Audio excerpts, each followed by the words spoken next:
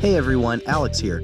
Creating a podcast with my friends has been one of the most fun things I've done in the last few years, but sometimes dealing with clunky podcast hosting sites and complicated distribution has added stress to the process that I didn't want. That was until I switched to Anchor. I switched to Anchor and haven't looked back. If you haven't heard of Anchor, it's the easiest way to make a podcast. First of all, it's totally free. They even have easy-to-use creation tools so that beginners can record straight to their phone or computer. Anchor distributes the podcasts for you, again, all for free, so that it can be heard by more people. They even set you up to make money off your podcast with no minimum listenership, all totally free. It's everything you need to make a podcast, all in one place. Download the Anchor app or go to anchor.fm to get started.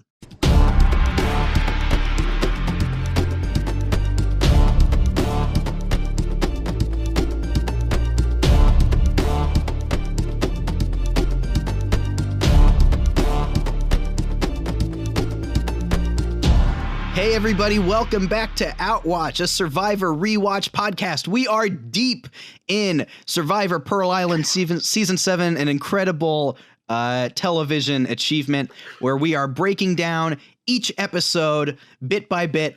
My name is Alex, and I am joined by three of my friends, featuring Adam. I can't believe Alex buried the lead here. We're actually recording this on location in the Panama Island, the Pearl Islands, if you will. It's beautiful here. It's the off season. I'm pretty sure a hurricane is approaching. So that's great. Some say that, you know, the fury of nature in this way is indeed beautiful. I'm really feeling blown away. Okay, great. Thanks for catching us, the viewers, up on where we're located, Adam. I'm also here with Emily. Emily, what's your favorite thing about being at the Pearl Islands presently?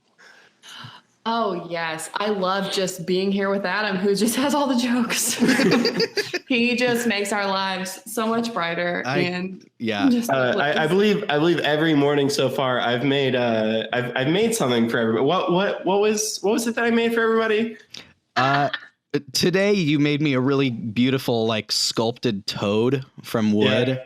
That was good. I made Emily. I think it was a breakfast burrito. It was a breakfast burrito. Yeah. That's right.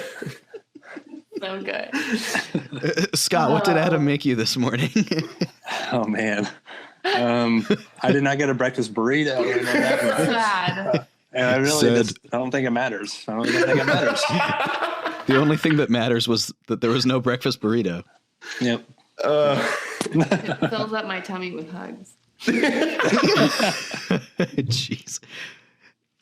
We'll put a link in the description to the SoundCloud breakfast burrito. Song. We probably don't have rights. I feel like that inside joke was really good for our opening. I'm just saying. It was so good. We'll put a Spotify link in the description. Before we get into this episode, it's also worth mentioning that we haven't recorded in quite some time, so we'll catch you all up on what's been going on. But one of the big reasons for that is Adam and Emily are married. Whoa!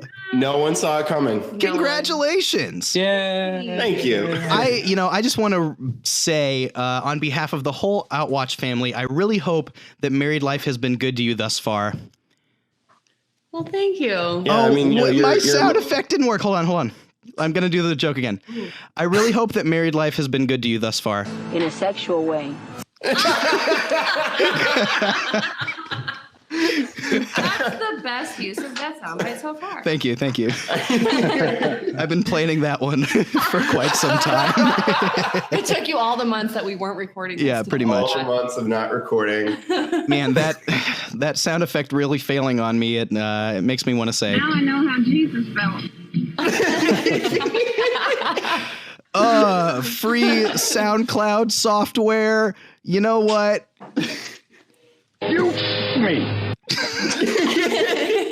Let's get them all out of the system. What was the context of the Dara quote? I don't remember that. No, that was Lil. Oh, Lil? She was dragging like a branch across the beach. Now I know how Jesus felt. Yep. Yeah. Wow. All right.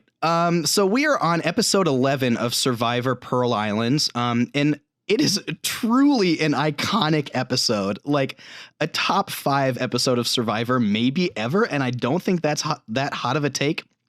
But before we get deep into that, I'll spend a little bit of time setting everybody back up to what's been going on. We have been digging through this season episode by episode and playing a version of Fantasy Survivor as well. And so before we get into this episode's happenings, let's catch everyone up on the scores going into this episode. All right, so after the previous episode, in third place, Emily's Tribe Lil Jon, was bringing up the rear with 21 points. I forgot we did that. Yeah, Tribe Lil Jon because it consists exclusively of Lil and John. Yeah, I love it. Scott's Tribe, Jameis Winston, named after the famous pirate. You know, now we may have to change it to Ryan Fitzpatrick, right? I was going to say, we need a Fitz magic over here. There you go. Scott's got 25 points, and then leading the charge is Adam's Lancaster Tribe with 26.5 points. Ooh. But many points change hands in these next episodes, so still a lot of game to play. Can we, at the beginning of this, just do a rating of how good we feel on our team? Yeah, that would be a very Jeff thing to do. I don't feel good. On a scale of 1 to 10, Adam, how good do you feel at this point in the game? I feel like a solid 3. Okay, not great. No. Scott, what about you? I'm feeling about a 6.5. Okay, gaining slightly some better steam. than Adam, but I'm still not feeling too confident. Sure. Just because, yeah. Emily, Tribe Lil Jon. Yeah, I'm gonna have to say probably a 5, just because John's so much of a snake. I might have a shot, but snake. Also, he sucks so badly, I could just come crashing down. So we will see. Step on snake. No step on snack. Give it a boot. Perfect. Well, we will keep you updated on the scores after the goings on of this episode and all the ones to come. There's only a few left. But what do you say we start by breaking down this episode piece by piece? Piece by piece. Oh, God. We're a mess tonight. Piece by piece. Emily and I legitimately had a moment where we were like, how drunk do you want to get before you record Outwatch? The answer was slightly buzzed. Good. So. That's a good place to be. We're working through a few months of rest here. We're really just kind of trying to get back on our A game. Breaking the rust off. I personally just came off of a 5-for-5 performance at my softball game. I was 5 for 5 with a double. Oh. We got the dub. Nice. Real great game for me. In any case, here's what happened in Survivor Pearl Islands episode 11, The Great Lie. We come right in where Sanda is freaking out on John after he goes against her at Tribal Council the night before. And before long, we find out that somebody dumped a bunch of Rupert's fish to avenge him, perhaps, after he was voted out. Everybody blames Krista, but it turns out that Sandra accidentally or maybe intentionally spilled them. We don't quite know. The reward challenge here is the big moment of this episode, dare I say the whole season. Basically, they get to play the newlyweds game with their loved ones. You know, everybody comes in. It's very emotional, as it always is. And then Johnny Fairplay's buddy comes in. He asks him, hey, how's grandma? And he so, with such compassion responds, she died, dude. So John convinces everybody else on the tribe that his grandma has died. He ends up winning that reward challenge, and then we get back to camp and we find out that they've made this whole thing up. They had a plot that if his buddy were to ever get out here on the loved one's visit, that he would tell him that his grandma died to gain some sympathy, and it worked. We'll talk plenty about that. So John gets to go back to camp with his buddy, made up the whole grandma thing. Later that night, Sandra skulks through the woods, gets T to listen in to Johnny Fairplay and Bert's plans, kind of making her more wary of her alliance with the two of them. At the immunity challenge, it's basically the Facebook word game that your mom likes for immunity, where they have to unscramble some words. Jeff does a big goof and Dara wins after it initially seems like Burton did. Later then at Tribe, at the camp, John pitches for Sandra and Krista to vote with him and Bert, saving Bert instead. And it turns out that Tijuana becomes the next person voted out after John gets his former enemies to vote with him and become his allies for at least this one vote, making Tijuana voted out and the next member of the jury. And who claims T on their tribe? That would be Team Lancaster. The Lancasters. Rip T. Too bad. Yeah. How do you feel having lost T? I believe that brings you down to a single member. Is that right? Yeah, a single member. Her name is Sandra. Sandra Diaz I don't have a ton Twine. of confidence in. Okay. Basically, I feel like, and this could be a hot take. They did the dumbest thing they could have possibly done in not voting out Burton. Yeah. They had the numbers. He didn't have immunity. I don't understand what happened there. Yeah. And leads me to Adam's conspiracy theory that Survivor is scripted. Don't say that. Yep. That's my hot take. How? Why else would Burton still be there? Because everyone's hungry. Because everyone's hungry. They like to fish. They're confused. There really was like a wild progression of how things went this episode. Because at first it's like Sandra and Krista are hosed. They're like at the bottom. Those four have them dead to rights. And then it's Sandra talks to T and like swings T and Dara to their side. So now it looks like Burton and John are hosed. And then at the last moment, John swings Sandra and Krista back to them. And now it's T and Dara that are hosed. And so like really everybody in the tribe, like at some point during the course of this episode is at the bottom. So yeah, why do you think it was? And we can dissect whether we think this was good or not too. First of all, that T and Dara were convinced by Sandra to vote along with them, to swap away from John and Burton. Was that a good move? And why do you think that happened? Well, since T was on my team and I levied this allegation against Survivor, I'll respond to that first.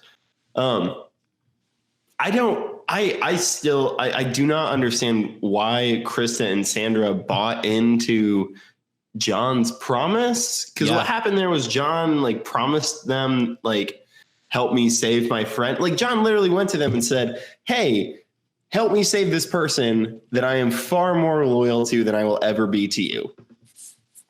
And Sandra and Krista, who had the power in that moment, who had this, second of it's Sandra and Krista and Dara and T, the four, can decide the game.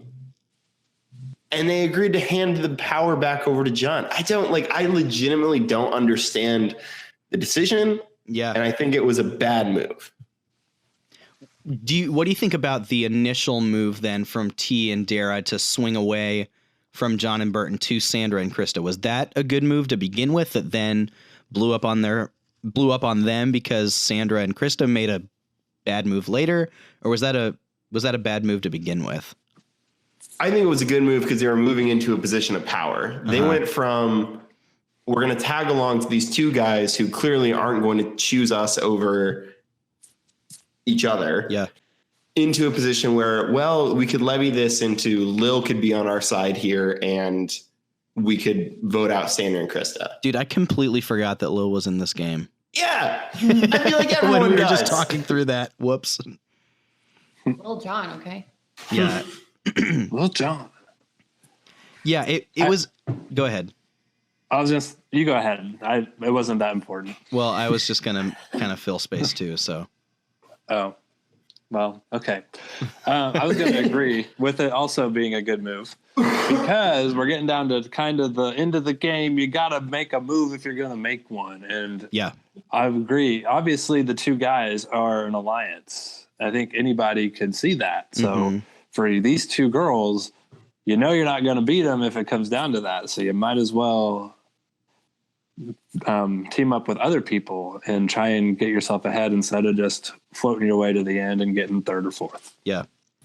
What you kind of have right now are like 3 pairs that are pretty solid, and like Lil, who's going to vote with whoever makes her feel the worst in any, given sequence. So yeah, you saw like the shifting of like who's voting with who.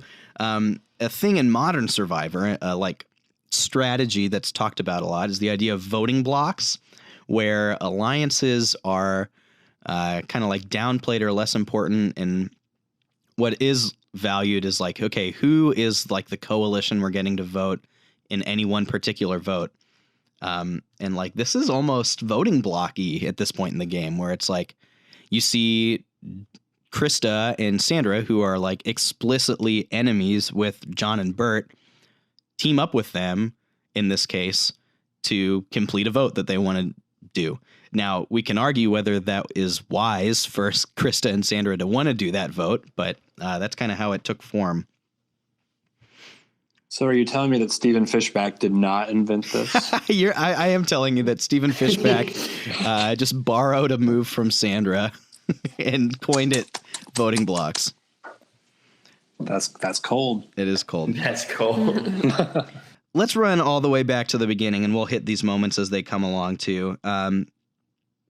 This was like coming into the camp after Tribal last night. Like you really get the sense that voting Rupert out was like, to this point, John's signature move. Like Sandra even has a confessional where she like gives credit of that move to John. She probably said it in like a condescending, like attacking way, but to admit like, man, John got Rupert out. That sucks. It's like, that was a huge move that John did, you know? Emily, since you hold John on your tribe at this point, what are your thoughts on John as a Survivor player at this point in the game?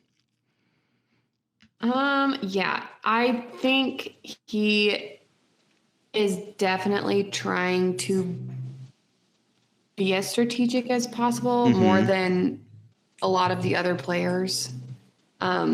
Especially seeing this episode where he's already thought about if his friend comes on the show and like, to plan out that his grandma died just in case, and like how well that works out for him in this situation. He's definitely not the strongest physical player, but he's got the wit for sure. And that's carried him a long way. And it'll be interesting to see how far that will carry him and if he'll get, to the finals. So that's why I have the confidence that I do have. Yeah. It's just how crappy of a person he is that makes me concerned. This is a huge episode for him. Like, for a number of reasons, but he's a jerk, and like he does slimy stuff, but he is running the show. The fact that he got Sandra, who hates him, like explicitly hates him, to vote with him, and not just like vote with him like on a whatever vote, on like a monumental vote that like benefits him way more than it does her, speaks so much to not only his strategic ability, but like his people management ability too, which you don't expect him to be good at, but like another example of his ability to do it is here. Yeah, definitely. And Adam and I were talking about this when we were watching this episode, is if he makes it to the final, will people vote for him because he played the game so well, or will they be so personally upset that they'll vote for the other person? Yeah, that's the big question, right? Is can you play a game that like devious and cutthroat and still win at the end? There haven't been a whole lot of examples of that, I would say, because a lot of people, their feelings are hurt and they want to vote for someone that they like and think it'd be cool that they get $1 million, Well, and that's even Rupert. They keep panning to the judges during tribal council. Because whenever someone says something that's just ridiculous or that's like anti-loyalty, Rupert has this visceral reaction. He rolls his eyes or he does whatever. Like Rupert is very upset with the way John is playing this game. Yeah. And so I don't think that Rupert gives his vote to John no matter what. Yeah. You see shots over at him, and it almost looks like I'm ready to cry. You know.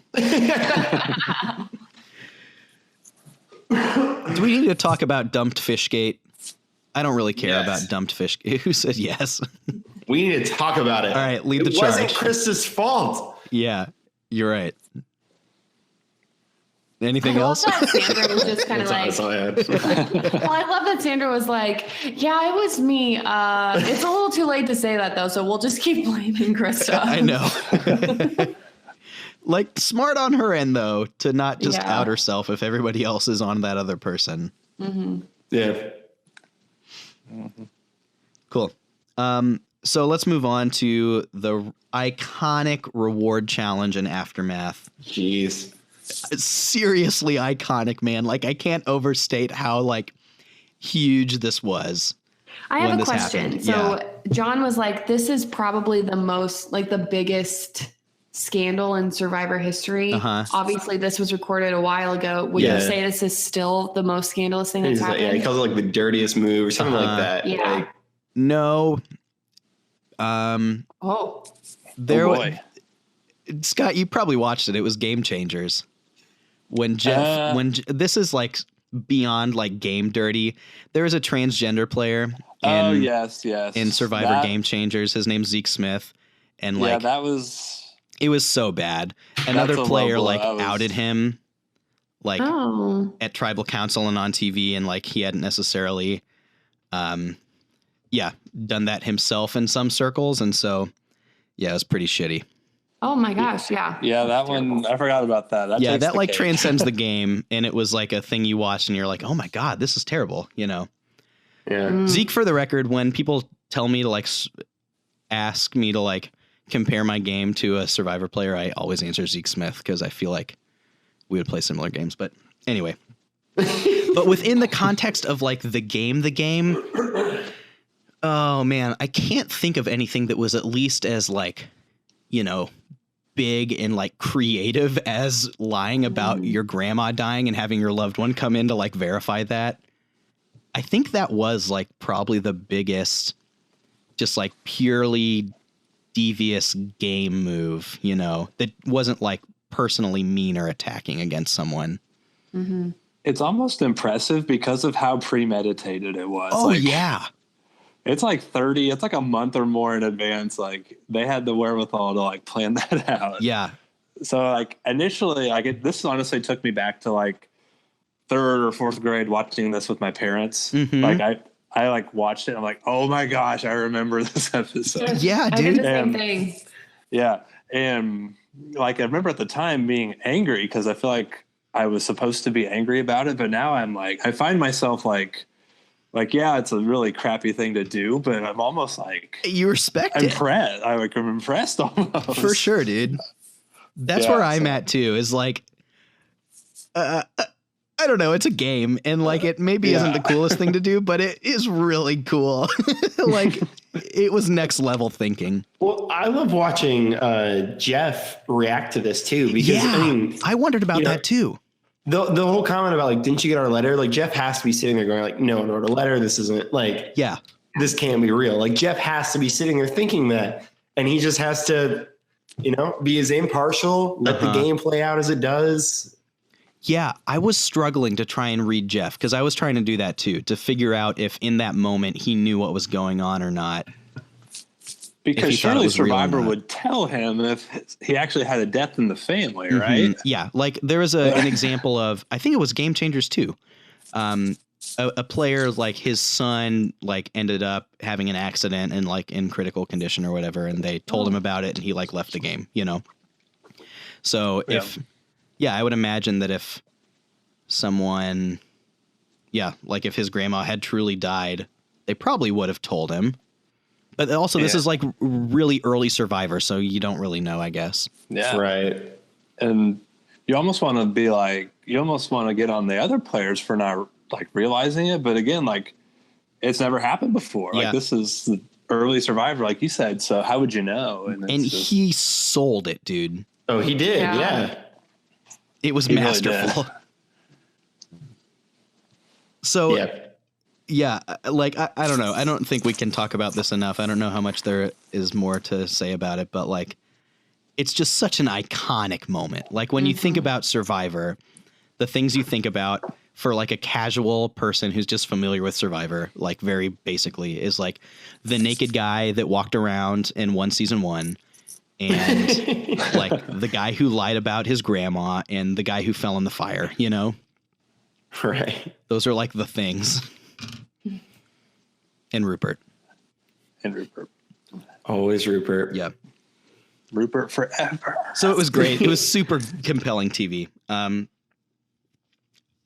We can talk about the reward challenge itself a little bit. There were some answers that I thought were really funny, and some like things about the game that I thought were interesting. I was really confused. Maybe you have more insight about like what relationship T had to this guy that they brought in. Mm-hmm. Yeah. Like what is like, here's your high school sweetheart and your best friend. It's like, what are they? Right. I think that could have been teed up a little bit better. He was Teed up. Yeah, I did that. Good job. Thank you. Because, yeah, he was like your high school sweetheart who ended up that he's still your good friend. So everything's fine. This guy was like, you could have just said good friend. It's you totally know, like, not awkward. Yeah, I thought that was funny. But when they were like talking with him, I had the thought, I was like, man, I'd rather have T's high school sweetheart / best friend Billy on the show than T. He seems like a cool and fun guy. Seriously.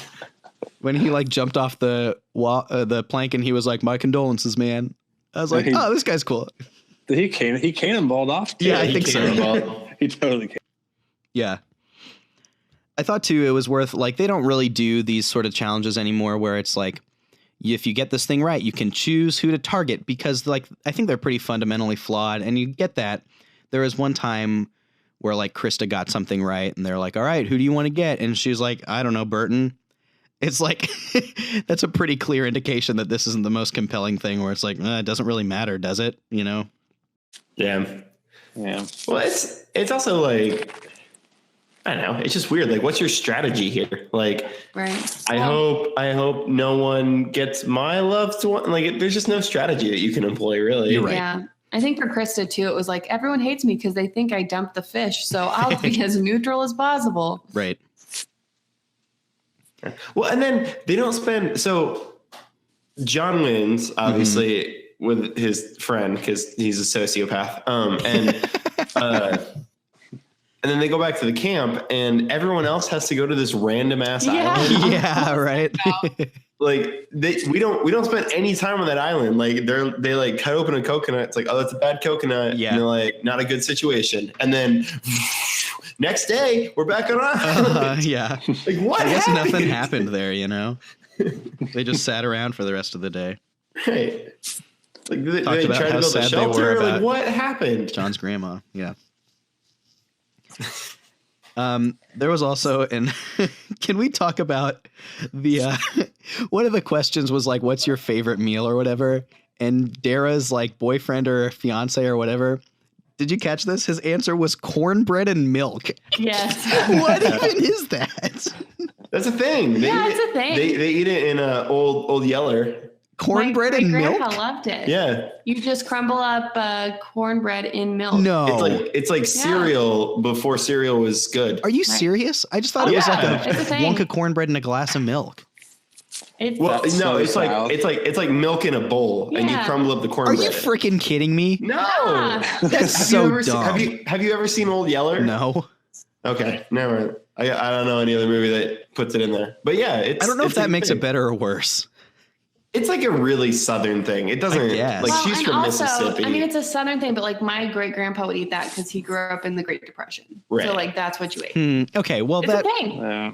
that makes sense. Yeah. it's objectively not a good like favorite home cooked meal. Yeah, no. Right. That could be easily. Give you that. But What did she write though? Like meat and potatoes? yeah, Something she like that. didn't- Which she is didn't like write so anything. broad. That's she a was dumb kinda answer like, too. Food?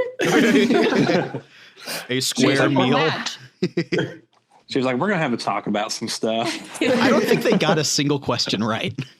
Yeah. He seemed like a real dope too. And then T, I loved all of her reactions to seeing her high school sweetheart best friend's reaction. It was always like, oh yeah, no, that is the right answer. Right.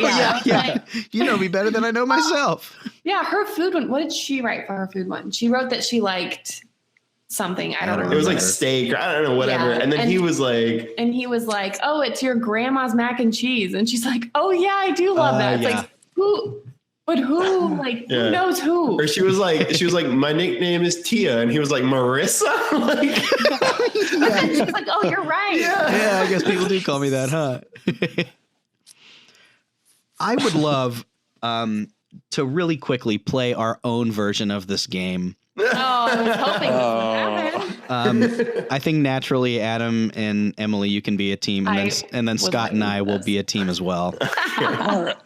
We'll see if we can beat the actual newlyweds at the newlywed game. Yeah. I think the way we'll do this is like, I don't feel good about this. I only remember 3 of the questions, so we'll just like alternate. So the first question will be, what's your nickname? And so for this one, we'll say like, Adam, you have to say what Emily's is, and I have to say what Scott's is. Okay, that's fair. Okay. Once everybody has their answers, let me know. I don't know if I have one. All right, I guess I'm ready. I think I can be good. Emily, are you ready? Oh yeah, I am ready. I don't like this. This one I know. I'm not ready. We're gonna get this wrong. I'm calling. No, like cheating off mic. Well, of course I'm gonna get it wrong. Okay, so I guess like I'll say what I think it is, and then Scott, you can tell me if I'm right or not, and then Adam can do the same thing. Scott, I'm gonna guess Scoot. That's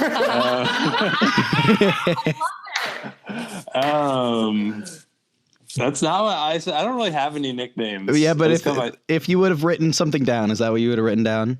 I would put like Scotty or something. I don't know. Oh, Scotty.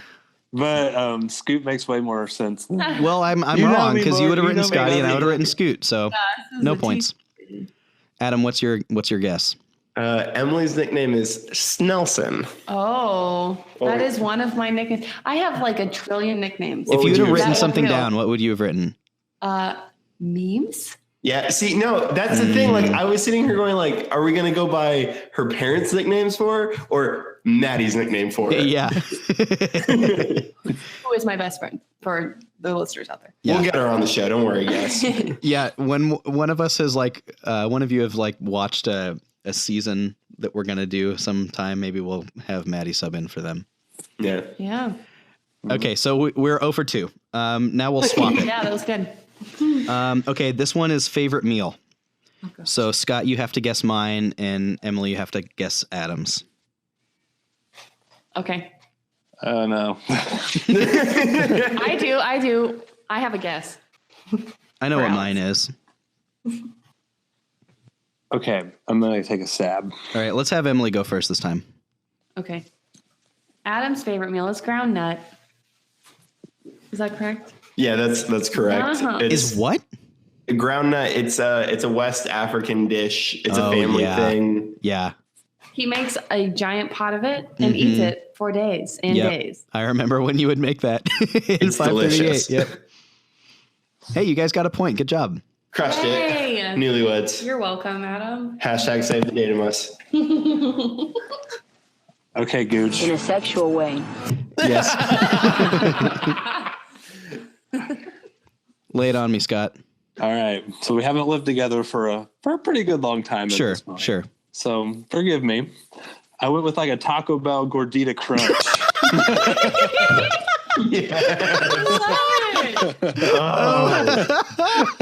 I love what that says about me as a person. Nice. Can I take a stab at it? Yeah, take a stab at it. I was just going to say a quesadilla. I was going to say pizza. Okay. I do love a quesadilla, and it is something that I make with a great regularity, but my answer is like a really good cheeseburger.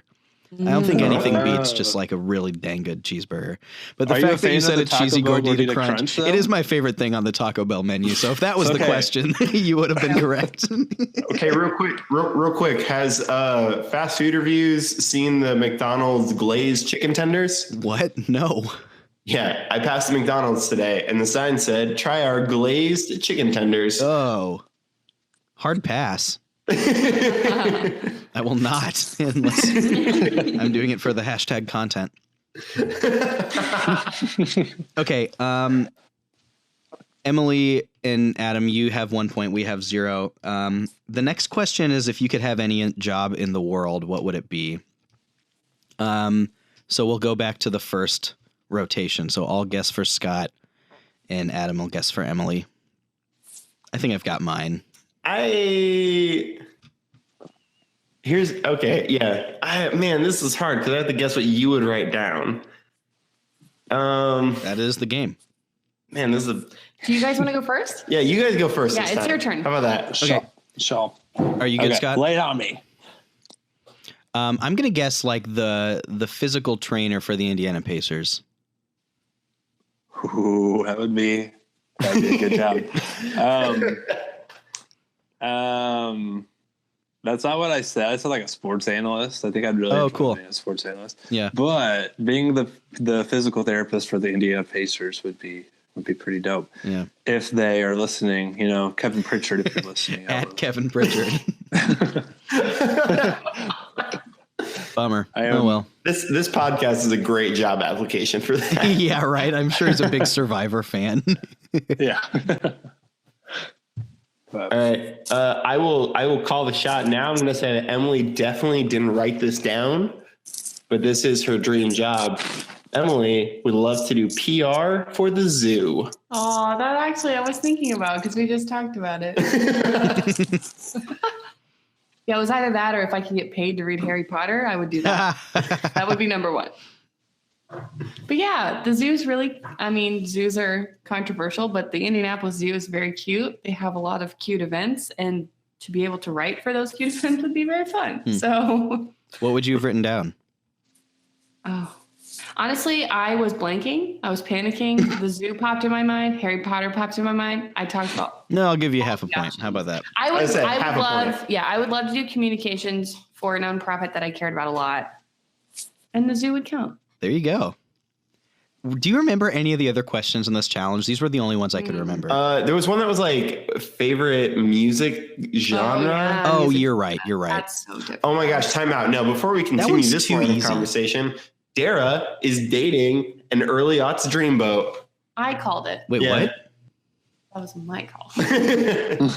But I stole it, so it's mine. No. He walked out. Her fiance walked out, and I said, he looks like an early aughts dreamboat. I don't get it. What's that mean? Early 2000s dreamboat. Cut all of this out. No, it's staying in.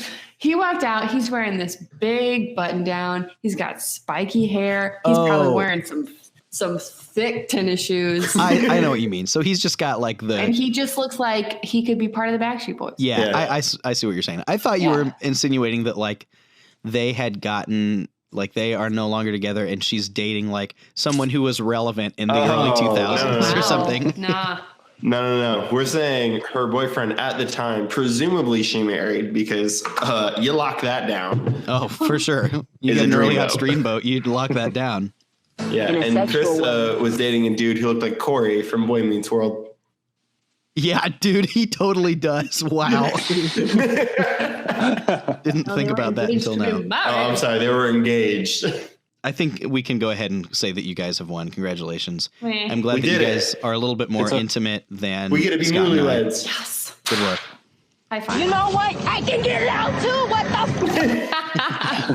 the? Okay, great. Let's move on from this. We can talk about how Sandra got T to come kind of like creep through the woods and spy on John and Bert with them. I think this is a really good example of Sandra's strength in this game, which is consistently reverting the focus from something that would be harmful to her to something else, sometimes through volatile means and sometimes through this, and also just like having the information again through her like people management. I think this was a good example of the way that she plays and like her strengths. Yes, I thought she's definitely thinking strategically and trying to get people to understand, the complications of this game. She always seems to be in the right place at the right time too, because she overheard another conversation in the last episode that was very important. That's true. She is an information manager. Yes. And that's the thing. She collects information, but she doesn't necessarily execute with it the way that she should. Yeah. Like, I mean, she really, like, she knows that Burton and John are dirtbags. Like, she has proof of that. Is Burton a dirtbag? A Burt bag, perhaps? I think Burton is a great human being. That's his son. Don't talk about his son that way. Burton is the goat. Burton is the goat. Here's the thing. I think Burton is objectively the most well-rounded survivor player left in the game. He has the physicality, and I think he has the mental game worked out fairly well. But he is so quick to stab people in the back. I guess he's playing the game well, is what I would say. Like, he's quick to stab people in the back. He's not taking these super dirty tactics like John is, but he can't be trusted either way. Like, how many alliances was Burton in? Yeah, that's a good point. He's all over the place. Yeah. He is all over the place. He is jumping back and forth as he needs to. Yeah, a good player. Like, I'll give him that. But by aligning with John in the way he has, like, it's kind of like what you said. John's going to take the like brunt of the blowback for all of these moves. You know, they're going to, if they get to the end, people are going to look at John and be upset with him and look at Burton and say, like, you played a good game just because of the like outward, representation. Well, and you know what? If anybody asks any questions about it, he says, I went to John because I thought John could get me to the final two, and I agreed with his ideas. None of those were mine. None of those were my decisions. I agreed with them. Like, he has this plausible deniability, and it's beautiful. We will have to see how it all shakes out. At the immunity challenge, this is really just such a bad challenge. It's like they get outwit, outlast, outplay, or whatever, or maybe it was Survivor Pearl Islands. And they just have to make as many words with those letters as they can. Like, why did anybody think this would be compelling TV?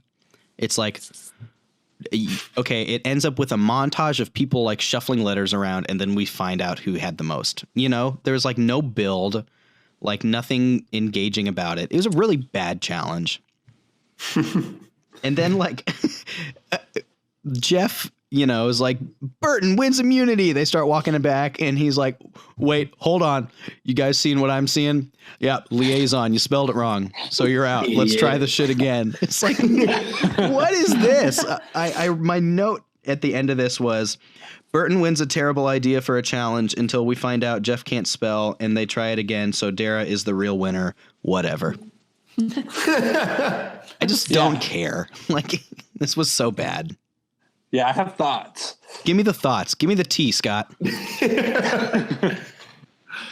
So first off, who knew Jeff could spell so well? Liaison? Yeah, okay. And why did they not have like a pack of paper with all of the correct words that he checked with? Like, they just like, exactly. Jeff, it's like, yep, you trust your spelling ability well enough? Yeah. All right, cool. Just do it then. Like, liaison. Who knew there was an extra I in liaison? Who even uses the word liaison anymore? Burton, I guess. I guess, yeah. He should get like partial credit, enough to take home the immunity. Well, I don't. So here's the thing that I don't get about this is there are numbers on each slot, like that tells you how many letters are in each word. Yeah. So either liaison is in the wrong spot, or it's not a word that's supposed to be in this challenge, period. Yeah, I think it's the latter. So I don't understand how this happened. I think Jeff just missed it, man. Right. And Jeff says, well, you spelled it wrong. No, the issue is that this word wasn't supposed to be here. Right. Seriously. It's just a bad challenge all around. Challenge. Yeah. Like, could they reuse? I don't know. I was wondering like if they were allowed to reuse letter. I didn't understand. Like, I don't know. I'm still confused by it, but it's whatever.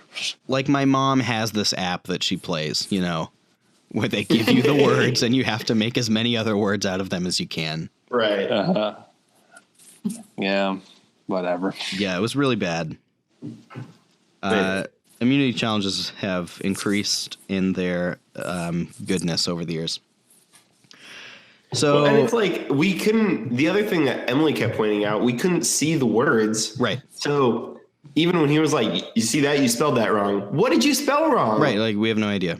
Oh yeah, that was driving me crazy. I was so curious, and it was like, yeah, this is spelled wrong. He like kept throwing it out there, like, oh, do you see what you did there? You missed it, you dumb beep. And it's like, well, what was it? You freaking Hello, idiot. I can't do anything. You see that? That's an ER, not an AR. Idiotic. What's the word? Survivor's rigged. Yeah, so Jeff can say whatever he wants there. Survivor on that one. Is this a better challenge than the weight holding one from the team's competition? No, that one wasn't that bad. It was just weird. You mean Savage's Last Stand? Yeah, Savage's Last Stand. Rip Savage. Rip. All right, so after this challenge is when the big thing that happens is John pitches for Sandra and Krista to vote with him and therefore save Bert.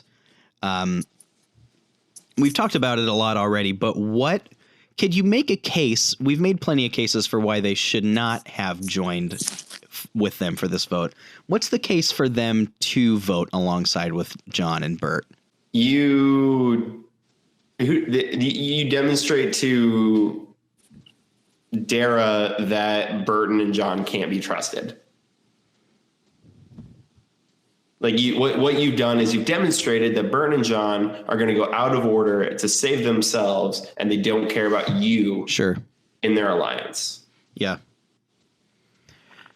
I think so. Like, on one hand, you're right in that joining up with the two of them for like, assuming that they do it for more than one vote, would kind of take them out of the leadership position in a 4 into kind of a subordinate one.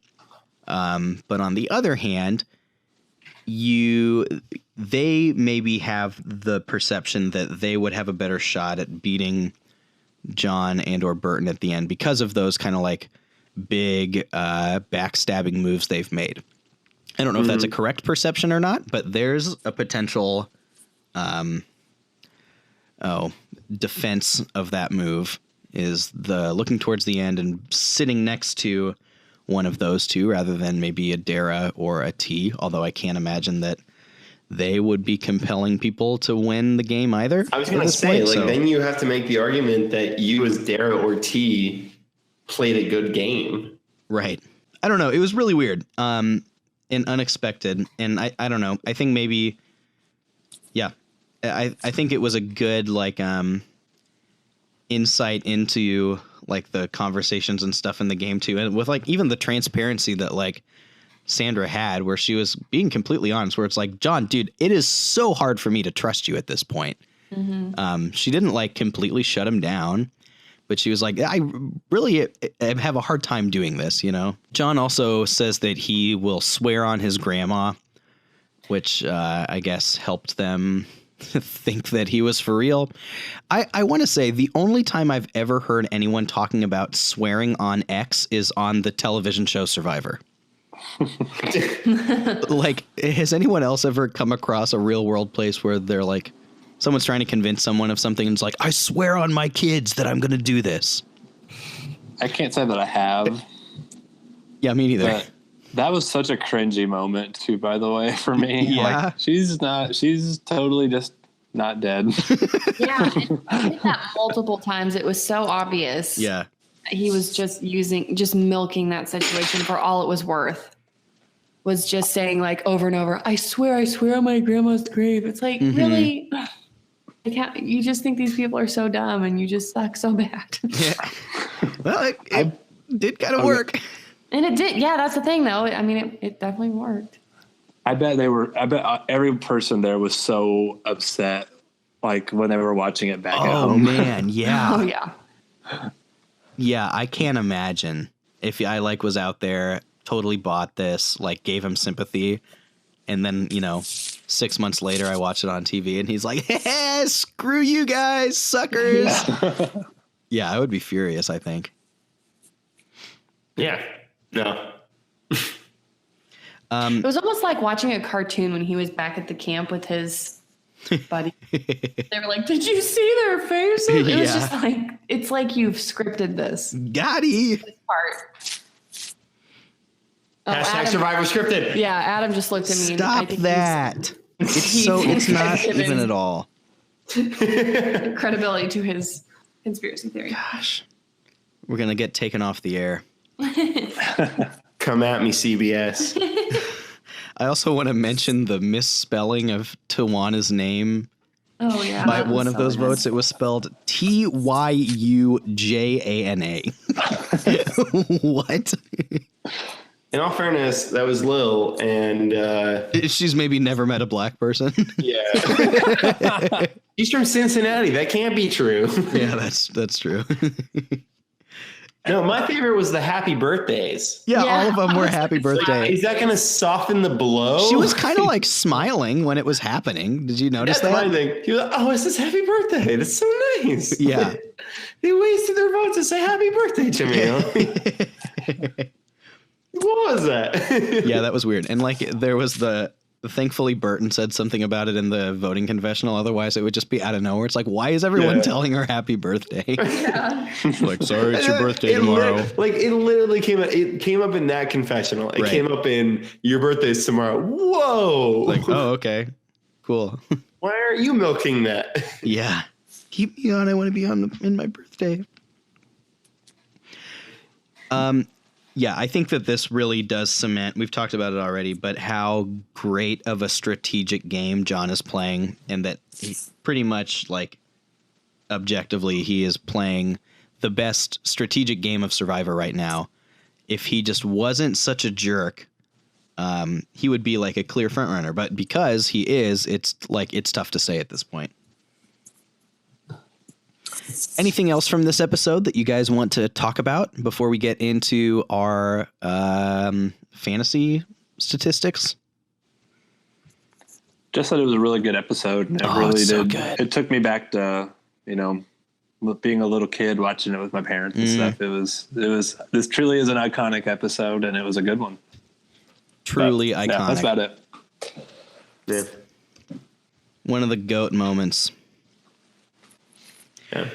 Well, I mean, I don't remember watching much Survivor beyond this, but watching John play this game, like he's changing the way this game will be played in future episodes or future seasons. So even you can just see it. Like all these people don't know what to do. Oh, totally. Yeah. Yeah. He's light years ahead of them strategically.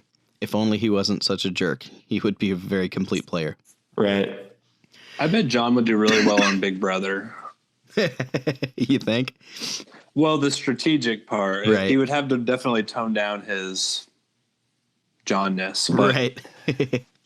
like the strategery he's playing with, it would definitely work on Big Brother. Yeah.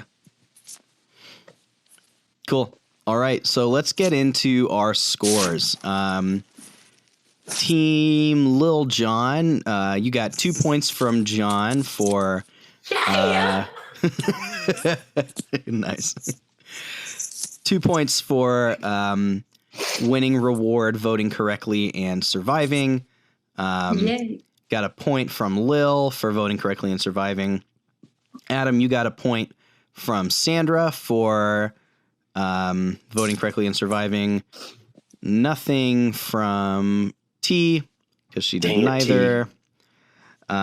Scott, you got a point for Krista for voting correctly and surviving, and same thing with Burton. So our scores to this point, still bringing up the rear, but closing ground is Tribe Lil John with 24 points. Wow. The Jameis Winston Tribe is in second with 27, and by the slimmest of margins, 27.5 points is the Lancaster Tribe. It's anyone's game, fam. This is literally the worst. It's coming down to the wire. We coming. Do you want to change your tribe name to Fitzmagic? No, because Fitzmagic kind of fizzled out. He kind of sucked. That's true. You don't want to mess with things now that you're on a roll. Yeah, we're eating W's at this point. So eat that W. I'm gonna rename my team to Loud the Sequel. What? Loud the Sequel. I don't know what that's a reference to. Well, it's Loud too. Oh, like You know what? I can get loud too. What the? like that.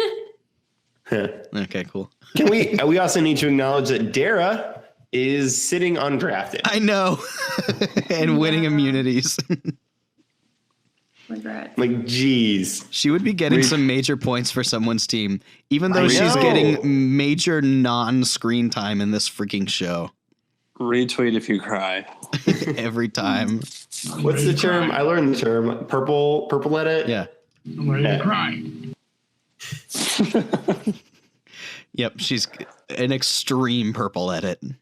And she's just crushing it. Like, yeah, immunities, but she hasn't made like a single move. It's just like she's like somebody asks her to do something, she's like, "All right, I'll do that." yeah. That's about it. I'll make predictions right now. We're into the last 6 now, Correct. right? Correct. Do we all want to make predictions about who we think's going to win? Like a winner pick? Yeah, winner pick. Let's do it. Go for it, Adam. I feel... You called your shot on Burton a while back, didn't you? Yeah, I feel like I called Burton a while back. I'm going to stick with Burton, honestly. Like, right. I feel like it's hard to move away from Burton. It's fair. Yeah. I will go with Sandra. Okay. Really? As despite Burton being the greatest player of all time, I think he's a physical threat, and I feel like being too close to John is gonna maybe come back to bite him. Sandra is still she's still controlling things, but is laying back enough, I think, to kind of skate through. What do you imagine her path to victory is then? Because it's pretty clear what Burton's is. It's like win immunities, get to the end, sit next to John, or like, I don't know. I feel like Sandra is gonna be able to kind of like she did this time, kind of rally people around her enough to get through the votes. Mm-hmm. And then maybe at the end she can make a run, maybe get an immunity at the end and push herself to the final vote. In which case she can say, I played a good game, and maybe pull it out. Yeah. Could be good at final tribal council. So that's my prediction. All right. Emily, do you have a prediction? Sarah. No. Are you serious? We missed her once. Okay. It's a risky move, but you know what? Lil John's behind anyway, so we might as well. It would be the worst edit ever of any winner. Go home. Say, the person who has the least screen time of anyone in this show. Okay. I'm going to say top 2 for her at least. Okay. Fair enough. I won an immunity once. That's why I deserve to win. I was going to say Burton, but that's been taken, and I can't be a copycat. That's all right. You're allowed. Sarah. Not sticking with your homeboy, John? No, he sucks. Cool. All right. Well, that about does it for this episode of Outwatch. Thanks for listening, y'all. Make sure to follow us on the Twitter. That's at Outwatch Podcast. And to subscribe to us here on either Apple Podcasts or on Spotify, so you don't miss a single episode. We are getting down to the very end. We've got just a couple more episodes and then our big finale episode, which will be a hoot. So you'll want to subscribe, pardon me, and keep up with it all. So thanks, y'all. Next time on Outwatch, we'll be on to episode number 12, titled Would You Be My Brutus Today? Can't wait. Talk to you then. Thanks, guys.